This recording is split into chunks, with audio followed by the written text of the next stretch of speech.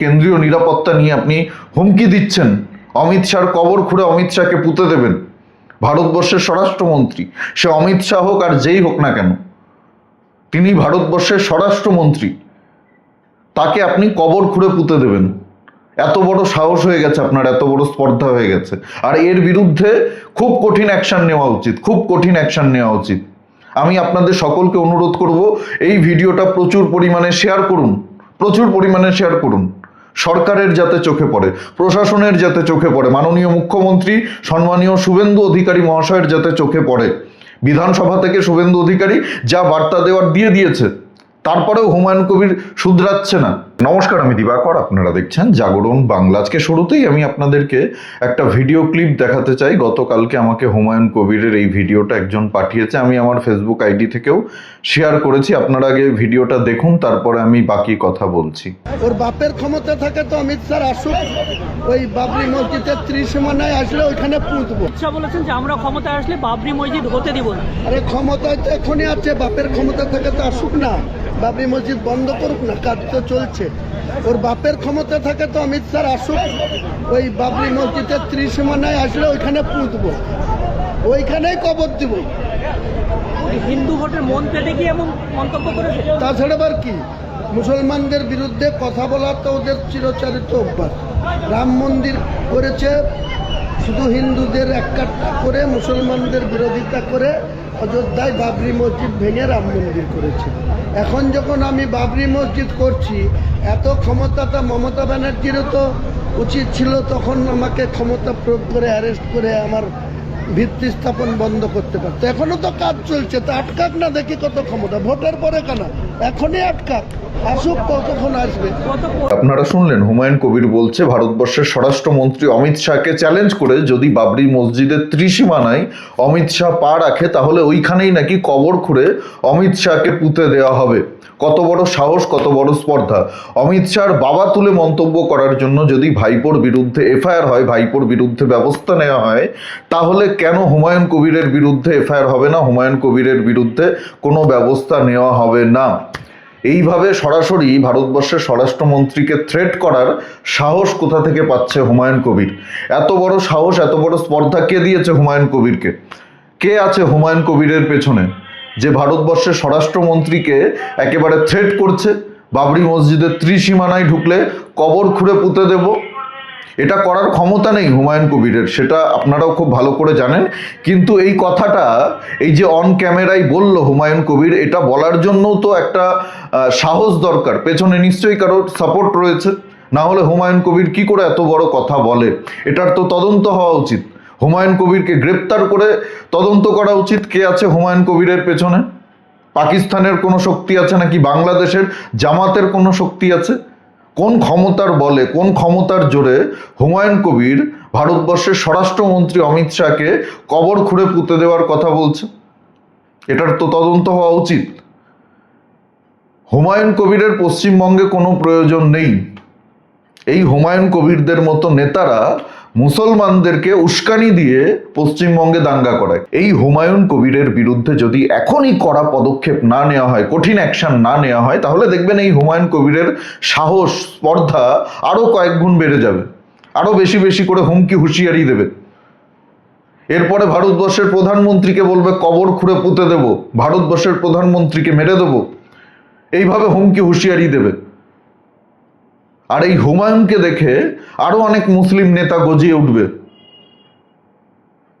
এত বড় যদি নেতা হয়ে থাকেন আপনি, এত যদি আপনার সাহস হয়ে থাকে, তাহলে সেন্ট্রাল সিকিউরিটি নিয়ে ঘুরছেন কেন? আপনার যদি কেন্দ্রীয় নিরাপত্তা না থাকতো, হোম মিনিস্টার যদি আপনাকে কেন্দ্রীয় নিরাপত্তা বাহিনী না দিত, তাহলে আপনার কি অবস্থা হতো? সিআইএসএফ এর সিকিউরিটি যদি না থাকতো হুমায়ুন কবিরের, তাহলে তো ভোটের আগেই তৃণমূল কেলিয়ে ক্যালেন্ডার বানিয়ে দিত, সাটা ভাঙা মার দিয়ে একেবারে ক্যালেন্ডার করে দিত হুমায়ুন কবিরকে। আজকে ভোটে জিতে নিরাপত্তা নিয়ে, কেন্দ্রীয় নিরাপত্তা নিয়ে আপনি হুমকি দিচ্ছেন, অমিত শাহর কবর খুঁড়ে অমিত শাহকে পুঁতে দেবেন।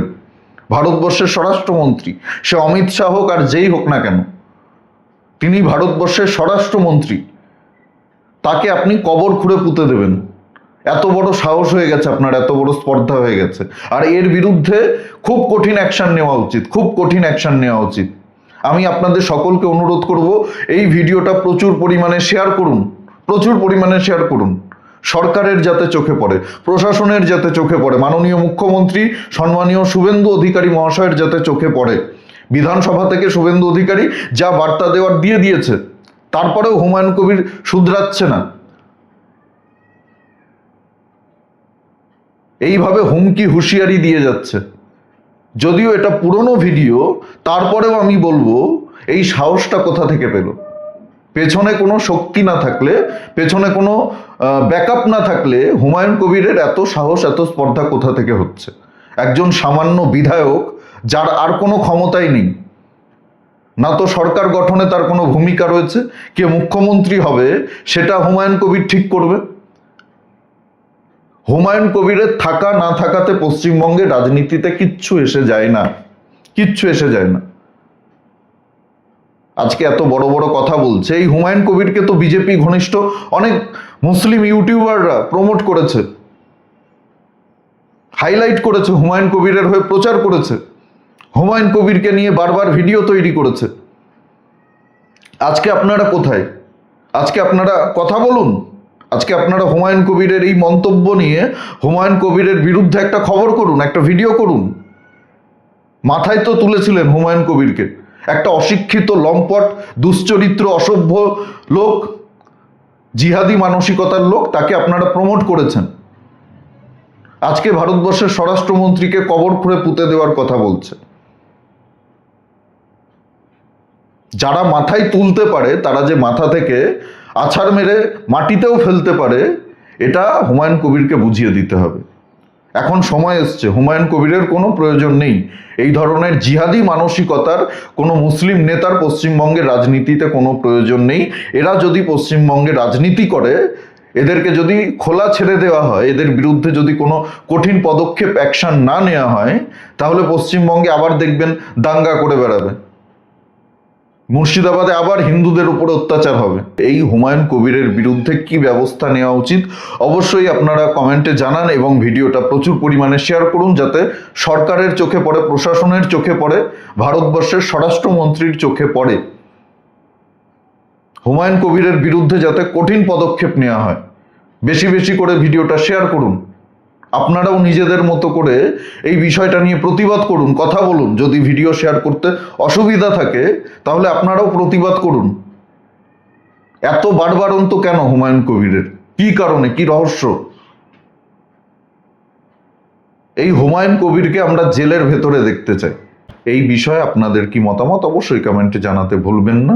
আর যদি ভিডিওটি ভালো লাগে, আপনারা যদি আমার সঙ্গে সহমত হন, অবশ্যই ভিডিওটি লাইক করুন, পাশে থাকুন। আমাদের জাগরণ বাংলা ইউটিউব চ্যানেলটি সাবস্ক্রাইব যারা করেননি এখনো, সাবস্ক্রাইব করে পাশে থাকুন। পাশের বেল আইকনটি প্রেস করে দিন, আমাদের প্রতিটি ভিডিওর নোটিফিকেশন আপনাদের কাছে সবার আগে পৌঁছে যাবে। সবাই খুব ভালো থাকুন, সুস্থ থাকুন, আশেপাশে সবার খেয়াল রাখুন। জয় হিন্দ, বন্দে মাতরম, ভারত মাতা কি জয়।